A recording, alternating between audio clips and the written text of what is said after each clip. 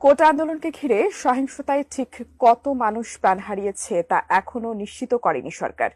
এবারে সহিংসতায় আন্দোলনকারী শিক্ষার্থীরা যেমন নিহত হয়েছে, তেমনি নিহত হয়েছে অনেক নিরীহ মানুষ ও পুলিশ সদস্যরাও। আন্দোলনের এই সহিংসতায় পুলিশের গুলিতে প্রাণ হারিয়েছে এক পুলিশ সদস্যের 17 বছরের সন্তান।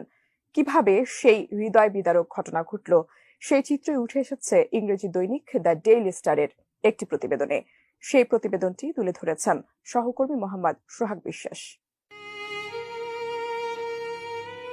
24 জুলাই ডেইলি স্টারের একটি প্রতিবেদনে বলা হয়, মর্গে তাইমের মরদেহ খুঁজে পাওয়ার পর ফোনে ময়নালকে বলতে শোনা যায়, স্যার আমার ছেলেটা মারা গেছে, ওর বুক ঝাঁঝরা হয়ে গেছে স্যার, আমার ছেলে আর নেই। গত শনিবার ঢাকা মেডিকেল কলেজ হাসপাতালের বিভিন্ন ওয়ার্ডে ছোটাছুটি করছিলেন রাজারবাগ পুলিশ লাইন্সের উপপরিদর্শক ময়নাল হোসেন ও তার স্ত্রী। তাদের হাতে